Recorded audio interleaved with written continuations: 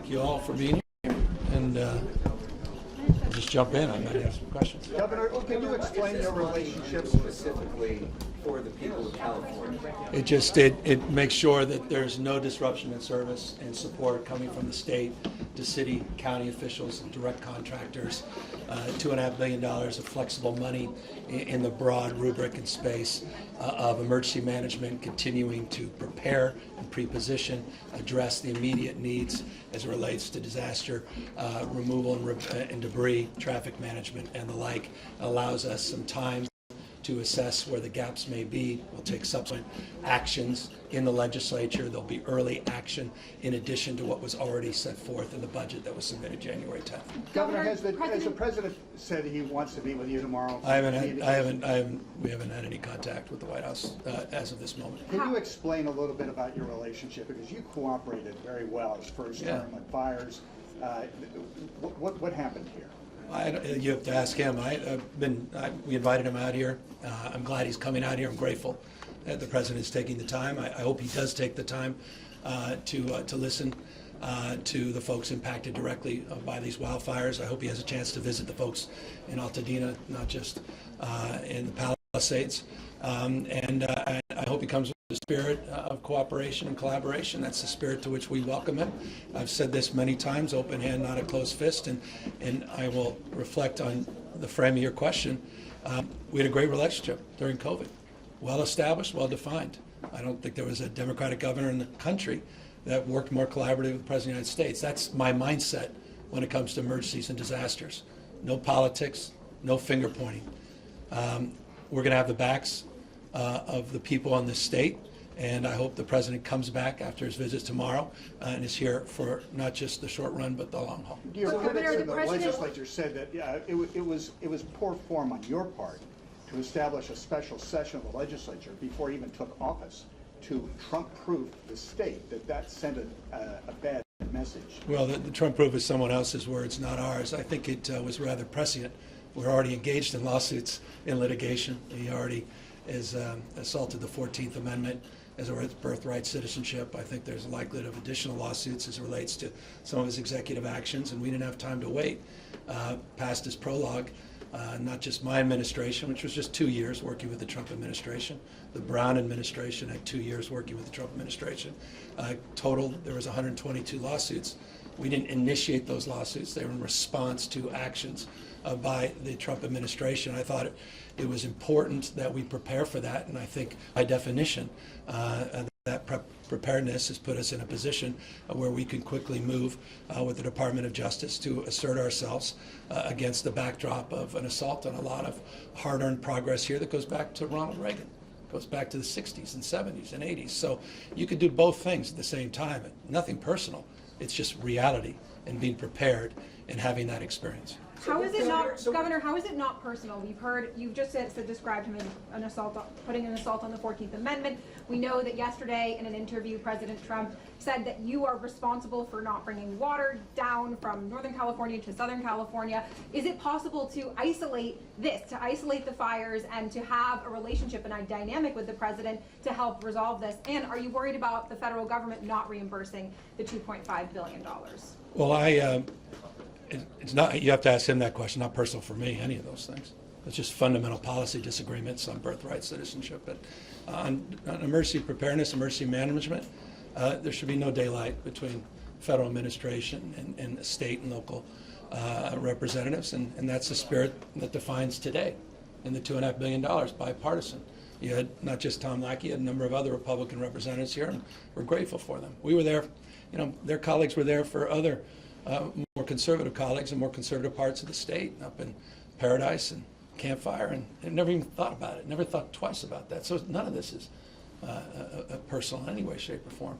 But it's some people want to politicize things. That's just not our approach. And as it relates to reimbursements, I have all the expectation and belief that we'll be reimbursed for these dollars, and that we'll have the support of Congress and the President of the United States. I absolutely believe that. What about some of the concerns about the president saying that there should be limits on the funding for California unless the state does some sort of water? Well, it's some sort of that is confusing to not just you, but to every expert and everyone that's tried to review it. The State Water Project has nothing to do with the fires here, nothing, period, full stop. It's not he said, she said. This is not just an assertion, it's a foundational fact. And I think it's really important in terms of how we express the reporting here that we deal not just with both sidesism. The State Water Project has nothing to do with water supply as it relates to water suppression for municipal systems. The state reservoirs are at or near record highs, and the issues around the Endangered Species Act have been issues that have been litigated and adjudicated and politicized for as long as I've been alive. They're not novel to this administration. They go back to the George H.W. Bush administration and litigation and lawsuits. So again, that's why I take none of this personally. I just, with respect, think it's incredibly important that people know the truth, because it's very damaging when people believe such misinformation. And I don't mean it in a malign sense. Maybe the president just doesn't know that there's not a spigot that can be turned to solve all the water problems that he alleges exist that don't exist as it relates to the state water system here in Southern California. So we're less than 24 hours away from his visit. You're saying you haven't had any contact with the White House at all? Well, I haven't. I'm grateful, though, that he took our invitation to heart and that he will be here tomorrow. It's my understanding. I look forward to being there on the tarmac to thank the president, welcome him, and we're making sure that all the resources he needs for a successful briefing are provided to him. There's no limit to the resources we'll provide for that briefing, and as I say, I'm grateful that he appears to be coming So you up. plan on talking to him tomorrow? Well, I certainly plan on being there at the tarmac and look forward to continuing to work not just with him, the administration, as it relates to the disaster recovery, as it relates to our efforts to collaborate with multiple federal agencies over the course of the next many years as we organize our approach to immediately address the debris removal. We're working now with the Army Corps of Engineers. So there's a direct relationship to debris removal in the Trump administration, and to make sure that's done effectively, not just quickly, but effectively, and making sure it's done safely, and to make sure that we move heaven and earth as it relates to waiving permits and making sure we break down every barrier for recovery so people can move quickly to reestablish their lives. Governor, you, as you've been seeing everything that's happened over the last few weeks, obviously LA is hosting all of these huge events coming up, the Super Bowl, World Cup, and the Olympics. Do you have confidence in the city's leadership that they will be able to pull off those huge events and get prepared for them as they are dealing with all of this other fire recovery? I do. We're unified. The county, chair of the Board of Supervisors, the mayor, mayor's office, but it's not just LA City. We're dealing with cities of Altadena, Pasadena, many incorporated and unincorporated cities. We're in a regional mindset as it relates to those games, statewide mindset as it relates to the World Cup and the Olympics as well. So I have all the confidence, and I think that's a galvanizing force. In many ways, it will only reinforce that sense of urgency and the imperative of working to one goal, one cause, and be even more unified. And that unification is not just from the paradigm of people in elected positions. It's also philanthropy. It's also some of our business leaders. And so we'll, as I said, a little preview, we'll be talking a lot more about that early next week. We have some big ideas in that space around LA Rising, around a much more aggressive philanthropic force and having verticals to support a recovery and support a rebuilding that's scientifically backed, that's climate considered, and that also considers the larger infrastructure needs of the Olympics and the World Cup. And I should note, we're grateful to the President of the United States for his support of the Olympics. and we're grateful for his comments recently that he made after Casey Wasserman met with him, that he wants to make this the most spectacular Olympics that have ever been held. And so there's no daylight with the administration on that. And I think in so many ways, it only reinforces my confidence that the President and Congress will be there for the American people that happen to live here in Southern California. One point of clarification on the funding. Have you gotten any indication from the President's team that they are thinking about dialing back the 100% commitment that President Biden made, and perhaps only providing the minimum of 75%? I haven't heard it.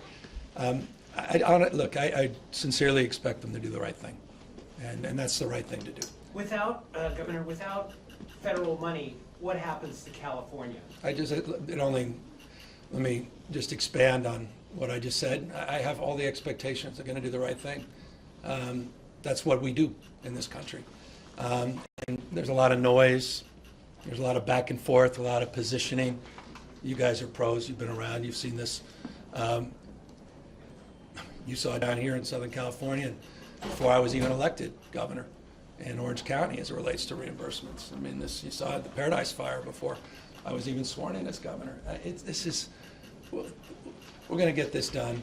I expect Congress to do the right thing. I appreciate there's been a lot of Republican congressional representatives in California saying the right thing. You saw their representatives in the legislature do the right thing. That's a spirit that defines our time. So I'm not concerned about it. And it's why it's difficult for me to answer that kind of hypothetical. One second. Mr. Governor, you spoke about the Paradise Fire and other fires. There's been many fires up and down the state during your tenure in the office. Ounce of prevention, the cure, and all of that. Right. We're talking about rebuilding. Right. So many Californians up and down the state are on edge now, That's right. watching these images. Yeah. The fires are getting larger, seemingly. The press conferences are getting bigger. The aid is getting bigger. What are we doing for prevention? Well, we've done unprecedented work, and we'll have to do more. We've treated over 700,000 acres just in 2023. We've doubled the number of prescribed burns. I haven't increased modestly the budget for vegetation forest management. I've 10x'd it. I took a $200 million a year baseline budget, and we've invested over $2.5 billion. I put $1.5 billion in the January 10th budget. We have provided unprecedented investments in forest management on federal forests. 57% of the land in California is federally managed, 3%, just 3% state. But we don't discriminate in terms of that support, just like we didn't as it relates to our approach and suppression on the Hughes fire yesterday, which is a federal forest fire. We have unprecedented investments in technology, procurement strategies, satellite technology, AI, LIDAR, 3D modeling, intelligence, weather, the ability to do things no other jurisdiction in the country can do, including the investments of 16 new helicopters and those Firehawks that were up there last night doing the suppression, and those Firehawks that likely saved large parts of Los Angeles. Those are all new investments. The pre-positioning that we did before the fires, the 120 engines, the 105 specialty teams, the dozers, the water tankers, were because of investments that 5 years ago we didn't have. We were unable to do that pre-positioning at the scale we're doing it because we made investments. We've doubled the budget at CAL FIRE. We're adding 2,000 more additional firefighters. This is a response to your question, not the kind of soundbite that works for you, but it's important for me to express these unprecedented investments, and I'll encourage you one additional thing.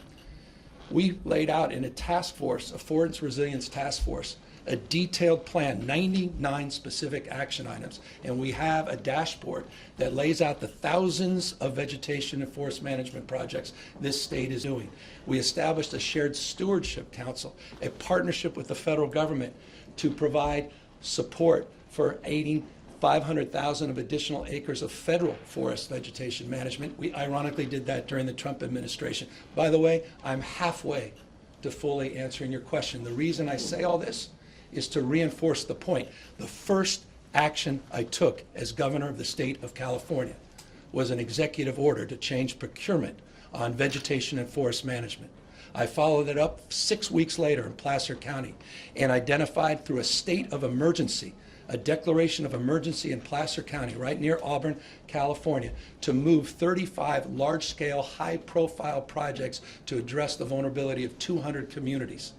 We've been at this for years and years and years, but I'll remind you of something that I know is inconvenient. We had the 3 driest years since statehood in 2020, 2021, 2022, followed by the wettest 3 weeks in our history that broke that drought. The extremes are unprecedented. There hasn't been a drop of rain of any significance, at least in 9 months here. It was 78 degrees down here. You had hurricane force winds, 99 miles an hour that these folks were fighting. These are unprecedented conditions, and these conditions are not unique to California, to your question. They persist around the globe and across the United States. And so we have to have a state of mind to be even more vigilant, more prepared, and more honest with ourselves about what's really happening. And that's why I'm not walking away from these commitments. And to the extent the President of the United States wants to come in tomorrow to support even more investments, we look forward to that. I embrace it. I thank him for any additional support he can provide with these record-breaking, unprecedented investments that the state has been making for 6 years straight. Governor, for the sake of clarity. President Trump has called you a failure and says that your policies are causing these fires. What's your bottom line message to him if you get a chance to talk? Well, I'd replay the last statement. Sincerely, I don't think I could answer it more comprehensively than I did just a moment ago. The rest is politics. For clarity, when is the last time you talked to Donald Trump, either telephonically or in? Well, I reached out to him right before he left the White House, December, before January 6th, and it was the first time I didn't get an immediate return phone call. I'd probably talked to him on a consistent basis every week or 2 weeks throughout most of his presidency, at least in my tenure.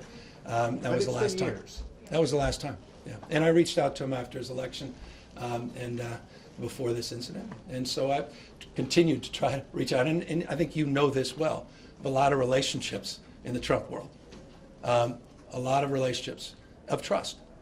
I communicate with a lot of folks around him, folks that have his ear and influence.